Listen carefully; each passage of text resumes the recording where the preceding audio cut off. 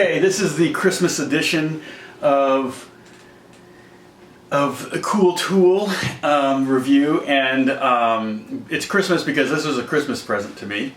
This Christmas my wife knows that I'm always looking for something different, so she got me this for Christmas. And this is definitely different. It's basically what it is. It's a Fender electric mandolin. It's not a mandolin with a pickup in it. It's a 4-string mandolin. So I'm only having to press down 1 string instead of 2 strings. And that makes it a little bit easier to play. It's basically just looks like it's kind of like a Fender, I don't know, a Strat or something. I don't know. It's just a basic, it kind of reminds me of, especially the pickup of kind of a Mustang. It's got kind of a Mustang pickup on it, volume, tone, that's it. In fact, the tone wasn't all the way up.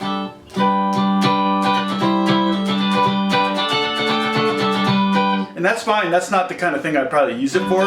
If I want to do some kind of strumming mandolin-y type thing, I would probably actually get out my mandolin. I've done a couple videos on mandolins, and it's actually an instrument that's not that difficult to learn if you already play guitar. You can get started pretty quick on it. Just to kind of give you an overview of the instrument from a guitar player standpoint, it's 4 strings, and it's G, D, A, E. Well, that's the bottom 4 strings of a guitar upside down. If you start at the bottom, it's E, A, D, G, B, E. Eat at Denny's, get bad eggs. In this case, and I don't have an acronym for it, but it's, if I were to strum from upwards here, it would be eat at Denny's, get. So, in other words, if you visualize an open G chord, it would be like this. Okay, on a mandolin, it's just the bottom 4 strings upside down. Okay, so that right away there's C, this is G, C, here's D. Imagine playing a D chord with your thumb around grabbing the F sharp. That's kind of what this is totally doing. It's just upside down. Okay, I don't typically tune my unusual instruments like guitars. There's a reason why the instrument's tuned so weird, or compared to guitar players. This is tuned like a violin, so this tuning actually predates the guitar tuning. And this is just pure fifths. So it's cool because I've got a power chord right on the bottom there. It's like doing a drop D tuning or something. So in this case it's a G and a D. So it'd be G, A, B, C. Okay? But it's all of them are fifths, so all of them could be power chords.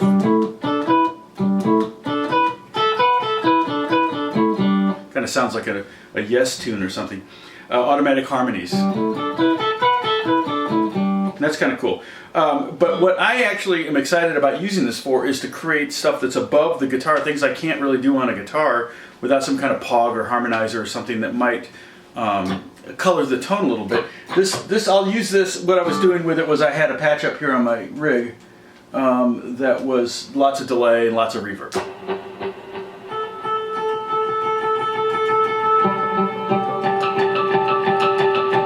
So you can hear, if I just hit one note, you can hear what's happening. A lot of delay, a lot of reverb. And I'm just doing like a D.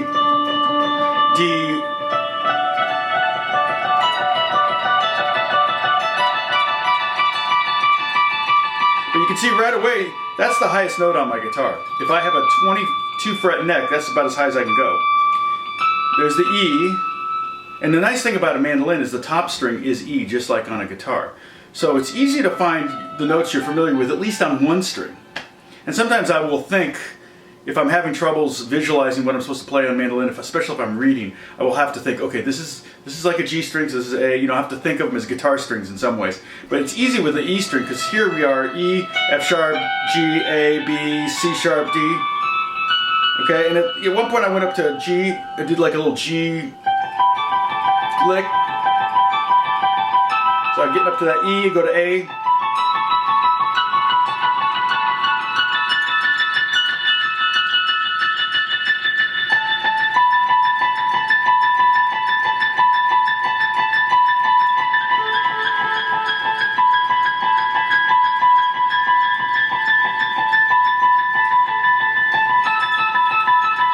Which is kind of cool. So I'm like, I know that I'm going to find some uses for it. I might do some swells on it, be able to get some chords up here. I could do really high G chords and swell into it. I might put wah-wah on it and play some funk stuff. But I won't tune it to a guitar because I really want to keep the range of the mandolin on the instrument.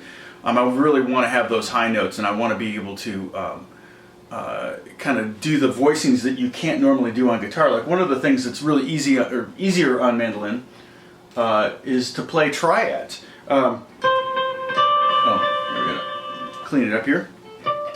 So there's a D. That's like a pentatonic lick on the guitar. It feels like a pentatonic lick, but I'm playing a triad. So you're moving so quickly through the octave. It just sounds really cool. Okay, so that's one of the things I like about it. Okay, I know what you're thinking. How does it sound with distortion? Okay, because I apologize. I didn't do that with the sitar, the electric sitar. Cool Tool video, so I will probably pull that one out again and do some distortion or something with it. But okay, I don't know. Let's find out what it sounds like with distortion. Okay, here we go. I'm very scared.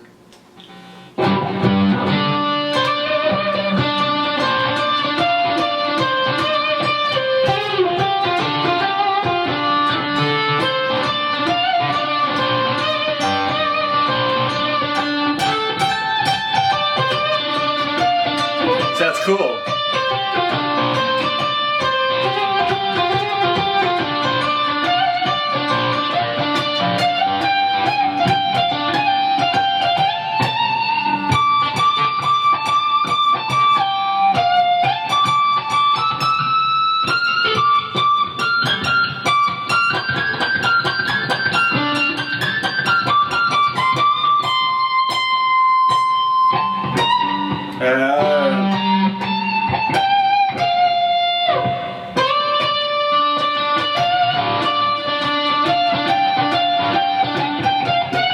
That's cool. It's pretty cool sounding. I think I will use that too. And I'll tell you the most amazing thing about it is it was under $200. So anytime you can add a new instrument to your arsenal that maybe will help you get one more session a year, one more gig a year, or just something that you can add to make your songwriting different, or your original ideas different than everybody else's. Boy, $200, can't beat that. That's just such a great little tool. So that's why I call this the Cool Tool series, because that's what I'm trying to do, is inspire you to maybe pick up something you wouldn't normally pick up, and kind of implement it into your playing, but ultimately, hopefully, to implement it into your careers, because my goal is to help you guys develop careers where you get to play guitar and electric Fender mandolins for a living. Okay, if any of you ends up actually making a living playing this, you got to let me know, because I don't know of anybody that actually makes a living playing just this. But